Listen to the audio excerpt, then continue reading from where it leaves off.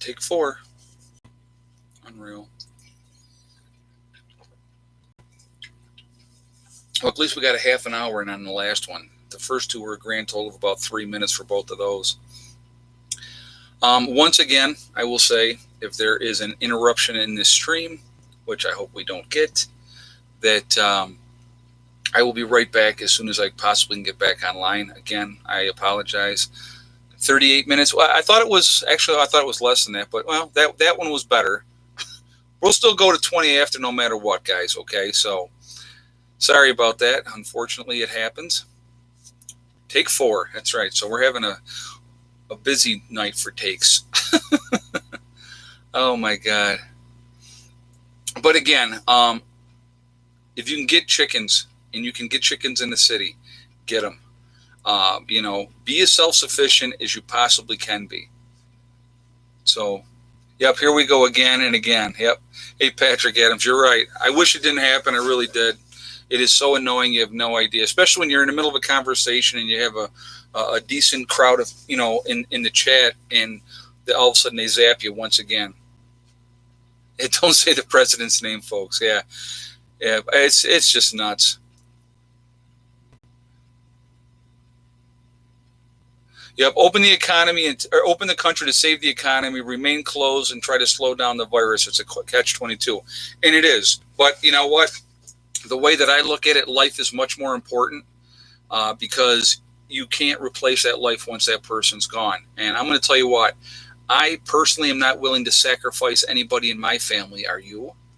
I mean, if you think about it in that context. Are you willing to sacrifice people that you love and that you care about for the economy to get back on track and people to go back to living normal lives? Listen, when you're locked up with people all the time, and nobody's really locked up, but you know what I mean, sheltering in place and all those type of things with the people that you think you care about or you may care about, but all of a sudden you find out that you might not. 454 Tiger just purchased 100 chickens, a cow, and some hogs. Garden is in full swing and water all good here. That's awesome. I'm glad to hear that.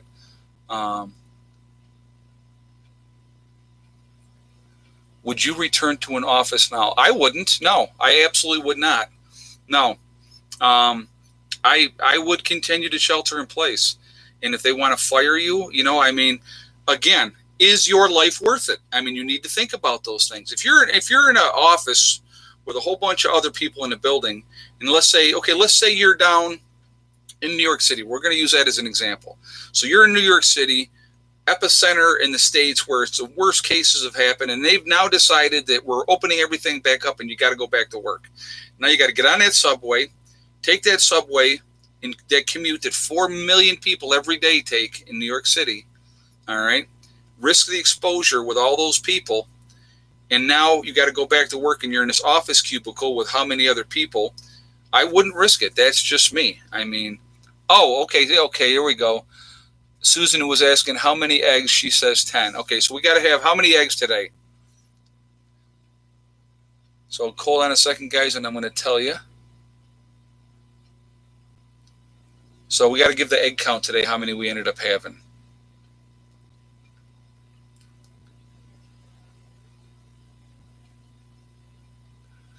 All right, so now we got a bunch of guesses on here. If you, which a lot of people had this guess, like Happy Elf, and said 11, you are correct. We ended up with 11 eggs today.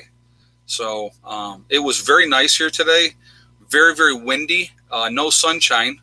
But we still pulled in 6.8 kilowatt hours today.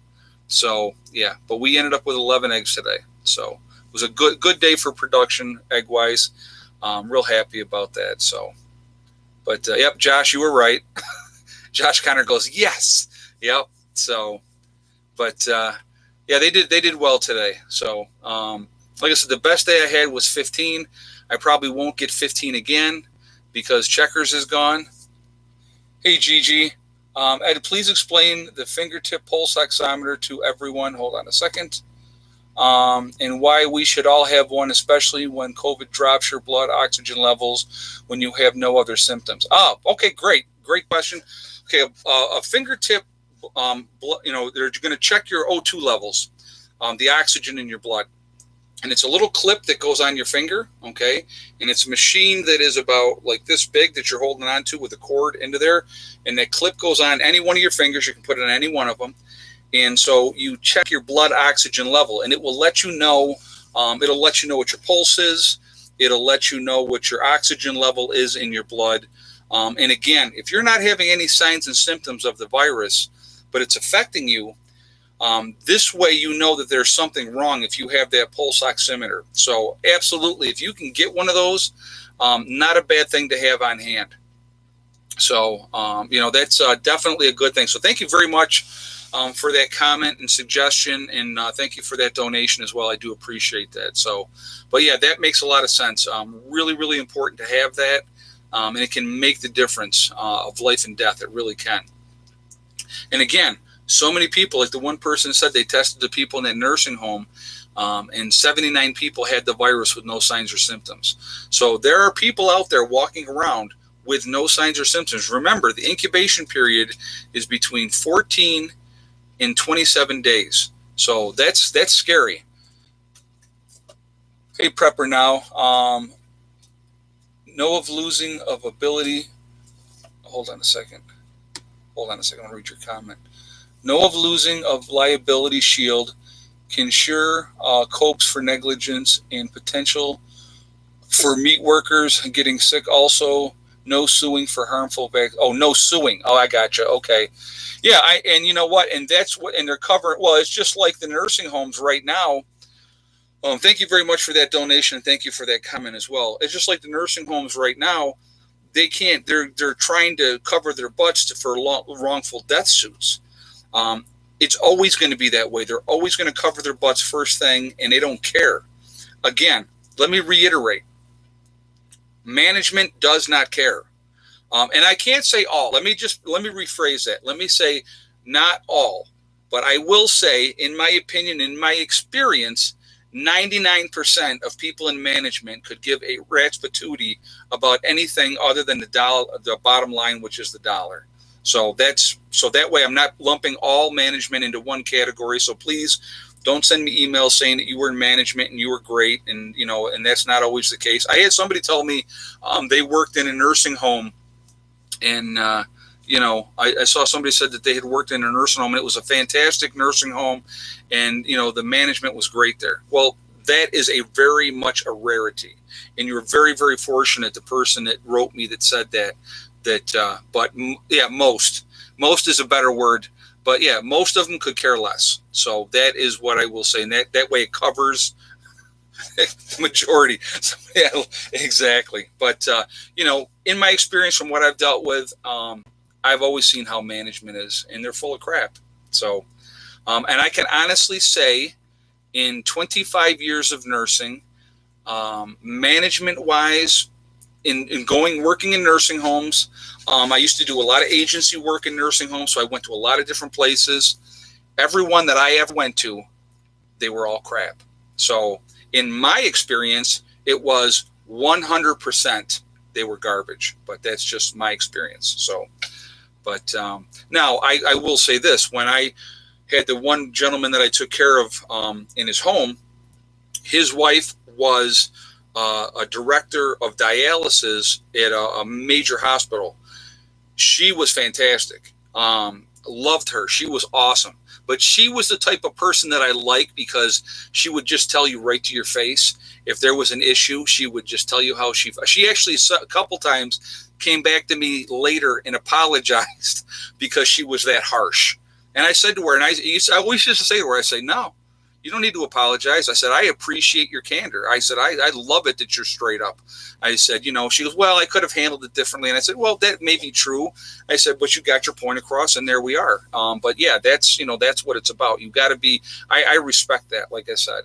So I've been a manager before and walked away because I couldn't kiss enough butt and enforce the stupidity of others. You know what? I love that comment. Let me just say your name so that everybody knows. That's Brian Flakes just said that. Yep. And you know what, Brian? I agree. Some of the stupid things that came down through that we had to do, it was ridiculous. Yeah. So fast food managers care about getting out. That's funny. Prepper Chris. Yeah, well, like I said, when I'm talking management, I'm talking nursing homes, hospitals, what I dealt with in my career. So that's what, I'm talking about. I'm going from that venue. I can't say fast food. I've never worked fast food. I worked in a grocery store in high school, and my boss was pretty cool. I had a pretty decent boss there. So, but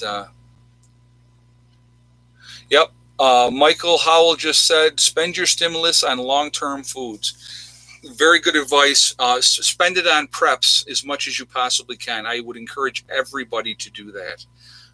Yeah, spend it on getting ready, getting the things that you need. Where you're weak, strengthen those. But I'm telling you right now, and I've said it before, and I'll say it again: food, food, food. And along with that, obviously, goes water. Make sure you have ways to filter water. You got it. Water's number one. Water will always be number one, because without fresh water, you're dead in 3 days. And I'm going to tell you what, the worst thing that could possibly happen, in my opinion, is surviving a major event and then dying of dysentery because you drank tainted water. That would not be a fun way to go, having diarrhea until you died. Not fun at all. So make sure you have a way to get fresh water. And then after that, like I said, food, because that's going to be bad.